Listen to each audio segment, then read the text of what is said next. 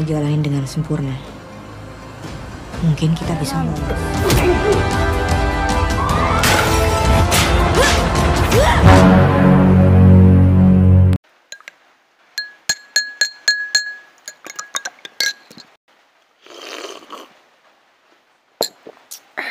Assalamualaikum warahmatullahi wabarakatuh. Warga bumi dimanapun kalian berada, gimana kabarnya? 2023 finansial aman? Pada video kali ini Bagong John kembali muncul dengan sebuah alur cerita film Indonesia garapan sutradara ternama yaitu Angga Dwi Mas Sasongko. Yang mana di film ini sang sutradara menyuguhkan genre yang tak biasa seperti film Indonesia lainnya, yaitu bergenre heist, tentang sebuah pemalsuan dan pencurian, yang mana hal tersebut dilakukan 6 orang anak muda yang diperankan oleh Iqbal, Angga Yunanda, Agni, Rahel Amanda, Ubasyap, dan Ari Irham. Film yang berdurasi 2,5 jam ini dibuat semenarik mungkin dan terkesan soft karena pengenalan karakter di dalamnya tidak terburu-buru, sehingga penonton dapat menikmati alur cerita film ini dengan sangat mudah.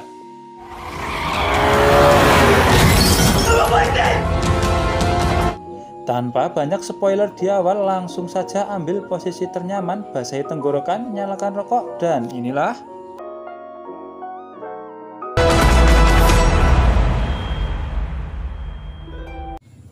di awal film kita akan ditunjukkan ke sebuah ruangan pembuatan lukisan dan seorang anak muda sekaligus tokoh utama di film ini.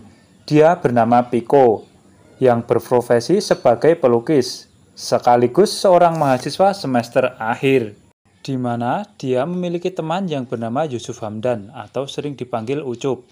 Mereka adalah dua sahabat yang memiliki bisnis sampingan sebagai pemalsu lukisan atau barang-barang yang bernilai jual tinggi lainnya untuk mereka jual ke situs online, salah satunya Dini yang merupakan kurator barang-barang aspal. Tentu dia akan menjual kembali dengan harga yang jauh lebih fantastis. Selain daripada itu, Ucup ini juga memiliki keahlian sebagai seorang hacker. 50 juta rupiah. Ada misteri di dalam. Wanita berparas cantik ini bernama Sarah. Dia merupakan kekasih dari Piko, di mana dia adalah seorang mahasiswi yang berjuang untuk tetap melanjutkan sekolah melalui beasiswa atlet pencak silat. Tak hanya itu, Sarah juga merupakan tulang punggung keluarga karena dia hidup berdua bersama omanya, yang dikala itu mereka memiliki waktu 1 tahun lagi untuk tinggal di sebuah rumah dinas, di mana si Oma tahu hubungan Piko dan Sarah. Dia pun meragukan masa depan mereka karena Piko hanya seorang pelukis. Namun Sarah tetap meyakinkan omanya bahwa dia akan menemukan sebuah solusi untuk tempat tinggal mereka yang baru. Persahabatan Piko dan Ucup yang begitu dekat kadang membuat si Sarah cemburu, apalagi banyak hal-hal yang tidak diketahui dalam persahabatan mereka. Ditambah, dalam seminggu sekali Piko menyambangi sang ayah bernama Budiman di sebuah rutan, yang mana dia dijebak karena kasus kriminal hingga membuatnya mendekam di penjara. Ada lawyer teman papa, katanya dia bisa bantu proses. Ketika itu, Ucup menanyakan perihal sang ayah kepada Piko. Dia menjelaskan bahwa kasus sang ayah akan kembali dibuka, namun mereka harus membayar seorang pengacara dengan nominal yang cukup besar, yaitu 2 miliar. Hal tersebut menambah beban pikiran Piko. Di sini Ucup mencoba memberi solusi kepada Piko dengan mengatakan bahwa lukisan Widayat yang di awal film mereka palsukan ternyata laku 900 juta di sebuah pelelangan, di mana mereka berdua hanya menjual kepada Dini dengan harga 50 juta. Maka dari itu, kejeniusan Ucup, dia berniat akan bernegosiasi dengan Dini di proyek lukisan selanjutnya. Kemudian alur berpindah ke sebuah kantor polisi, di mana di dalam ruangan tersebut salah satu anggota melaporkan sebuah kasus pemalsuan lukisan, di mana beberapa tahun belakangan kasus pemalsuan lukisan bertambah. Salah satu di antaranya adalah pemalsuan lukisan Widayat, yang mana komandan menjelaskan untuk mengetahui keaslian lukisan tersebut mereka harus mendatangkan seorang ahli dari Belgia. Akan tetapi mereka tidak mempunyai cukup anggaran untuk mendatangkan si peneliti tersebut. Akhirnya kasus tersebut tak bisa dilanjutkan. Ditambah di sisi lain hal ini bukan wewenang dari kepolisian untuk menyelidiki sebuah lukisan palsu. Kapasitas kita juga buat nyelidikin lukisan palsu.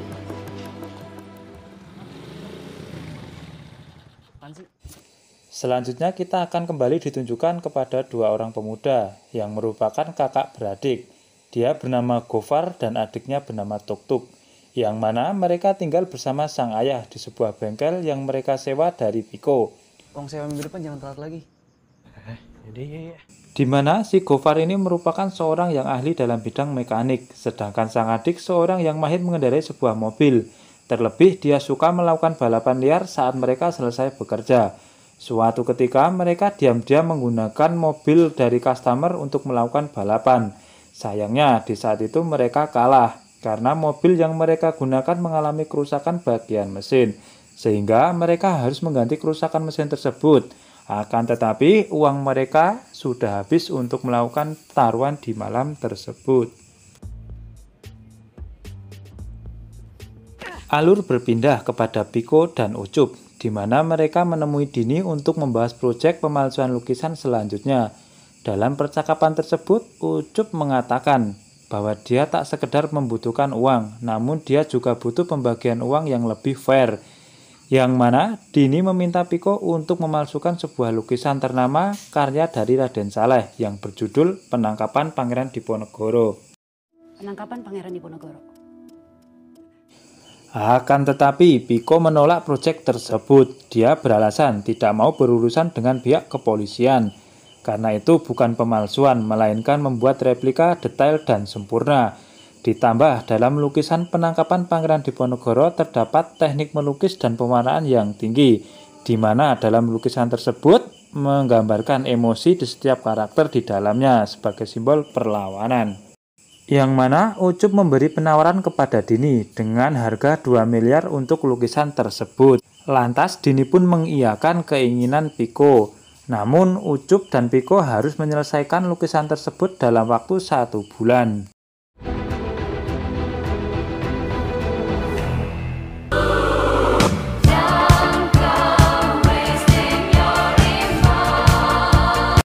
Sesampainya mereka di base camp, keahlian Ucup sebagai hacker diperlihatkan.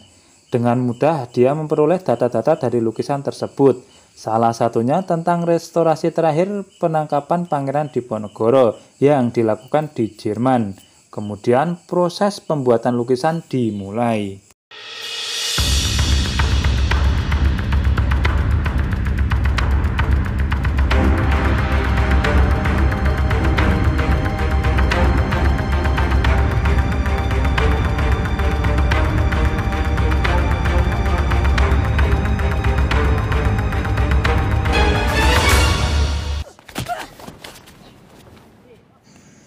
Setelah melewati proses yang panjang, akhirnya lukisan tersebut selesai mereka kerjakan dengan hasil yang sangat menakjubkan, di mana lukisan tersebut sangat mirip dengan yang asli. Saking bahagianya mereka tak menyadari bahwa Sarah sudah ada di belakang mereka, yang mana dia tampak emosi karena Piko lebih mementingkan Ucup daripada dirinya.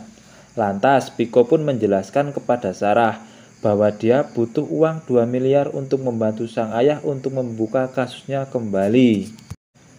Kemudian atas hal itu Ucup membantunya dengan memberi sebuah pekerjaan, yaitu membuat replika lukisan Raden Saleh. Karena hanya dengan lukisan tersebut dia dapat membantu sang ayah dengan mengumpulkan uang 2 miliar.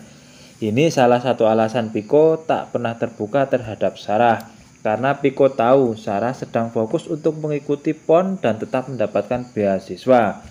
Mendengar hal tersebut, akhirnya Sarah meminta maaf kepada Piko. Lantas mereka bertiga pun pergi untuk menyerahkan hasil lukisan tersebut kepada Dini. Setelah mereka sampai tempat tujuan, tak berselang lama Dini dan rombongan datang. Suasana sedikit tegang, namun setelah melihat hasil lukisan Piko, Dini merasa puas karena lukisan tersebut mirip dengan aslinya. Namun tiba-tiba dari salah satu mobil rombongan Dini keluar seorang paruh baya. Dia bernama Permadi. Dia adalah seorang mantan presiden, di mana dia kagum dengan hasil replika lukisan Piko. Ternyata selama ini Dini bekerja di bawah tangan si Permadi tersebut. Lagi-lagi Piko mendapat tawaran dari Permadi dengan mengatakan rupiah yang awalnya 2 miliar menjadi 17 miliar. Dengan syarat mereka hanya menukar lukisan tersebut dengan lukisan yang asli, yang mana lukisan tersebut berada di ruang kerjanya saat dia menjadi presiden dulu.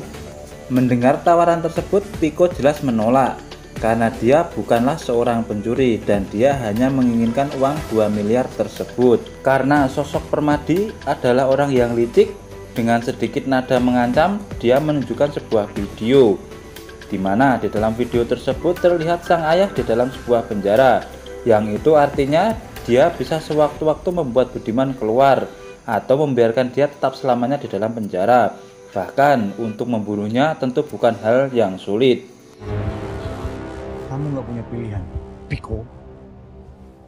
Di sini Piko tidak memiliki pilihan selain mengiyakan permintaan Permadi, di mana 3 minggu dari saat mereka bertemu akan ada pameran lukisan kepresidenan yang digelar di Galeri Istana Negara.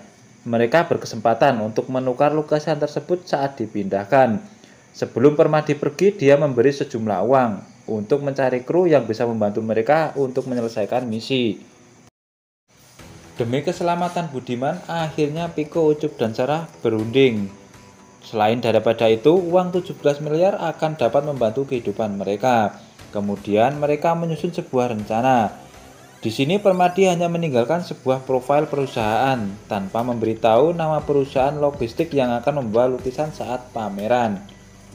Dan dengan keahlian hacker yang dimiliki Ucup, masalah tersebut dapat diselesaikan dengan sangat mudah.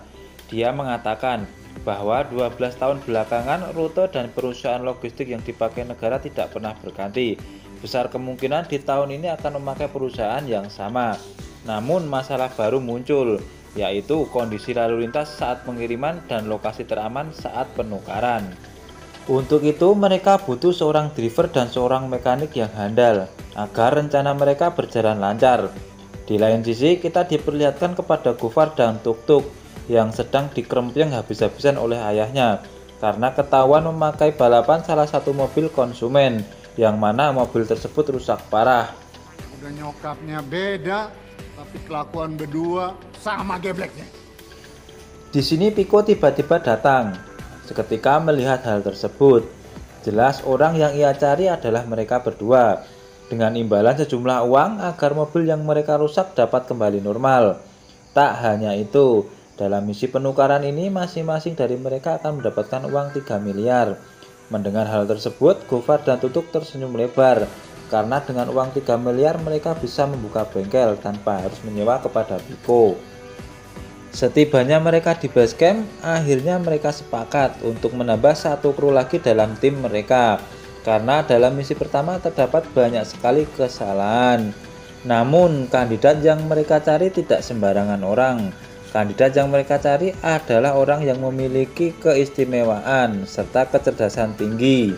Di sini Ucup menemukan kandidat tersebut dan akan mencoba untuk merayunya, di mana sosok tersebut tak lain adalah Vela yang merupakan anak seorang yang kaya raya. Tak hanya itu, dia juga merupakan seorang bandar judi yang tentunya tak diragukan lagi cara dia bernegosiasi. 30 juta. Duduk bang, silakan. Di mana Ucup menawarkan kepada Vela untuk masuk ke dalam petualangan dia dan teman-temannya dengan imbalan 2,5 miliar jika mereka berhasil melakukan misi tersebut. Singkat cerita, tibalah Vela ke markas Piko, Ucup, dan kawan-kawan, di mana Ucup menjelaskan kronologi yang akan mereka gunakan untuk menukar lukisan Raden Saleh tersebut. Vela menemukan sebuah solusi, salah satunya harus ada kru mereka yang masuk ke dalam perusahaan logistik tersebut untuk memata-matai kinerja mereka dan menggali informasi lebih banyak. Kita bikinin Gofar sama Tuk-Tuk ijazah supaya mereka bisa ngelamar di sana. Di sini Gofar dan Tuk-Tuk yang akan ditugaskan untuk masuk ke dalam perusahaan tersebut melalui link keluarga Vela. Kemudian Ucup membuatkan sebuah ijazah palsu agar mereka bisa masuk ke dalam perusahaan tersebut. Dan tak butuh waktu lama mereka pun berhasil masuk ke dalam perusahaan tersebut tanpa hambatan. Aksi mereka diawali dengan membawa pulang sebuah truk yang nantinya membawa lukisan Raden Saleh, di mana mereka memiliki tugas masing-masing. Piko merestorasi mobil agar tampak seperti yang asli, sedangkan Gofar memodifikasi kerangka mobil agar nomor kendaraan tersebut sama dengan kendaraan yang asli. Antisipasi jika terjadi hal yang tidak diinginkan. Di lain sisi, Tuk-Tuk sedang mengelabui driver yang dijadwalkan mengantar lukisan Raden Saleh, di mana dia menawarkan sebuah tiket untuk pergi ke Pulau Bali. Dengan tujuan driver asli mengambil cuti dan Tuk-Tuk yang mengambil alih posisi tersebut. Oh, Cep, pesen gue tiket ke Bali buat 6 orang ya, atas nama Yudi Sugandi. Gila. Mantap. Sementara scene berpindah di kantor kepolisian, di mana komandan kepolisian membaca surat tugas untuk mengawal iring-iringan mobil yang membawa aset negara, salah satunya lukisan Raden Saleh. Akhirnya waktu yang mereka tunggu telah tiba. Skenario yang sudah mereka buat akan segera dimulai. Tuk-Tuk dan Gofar berhasil menjadi driver pembawa lukisan Raden Saleh yang asli dari Istana Negara. Sedangkan Piko dan Sarah membawa lukisan Raden Saleh yang mereka buat sendiri. Di sini Vela menggunakan sebuah mobil mewah sebagai umpan. Sementara otak dalam misi ini adalah Ucup. Dia berada di salah satu mobil untuk mengontrol pergerakan mereka melalui pantauan CCTV.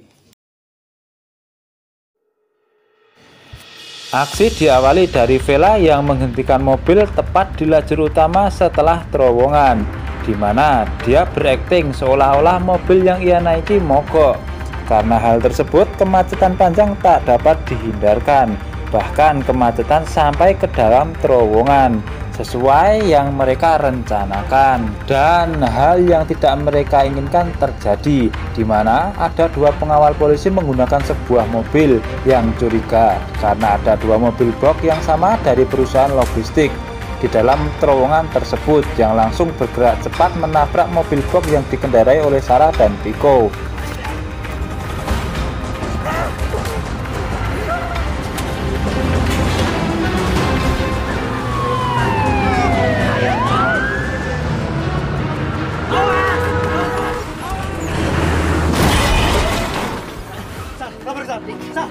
Kabur, lari, Sa. Stop.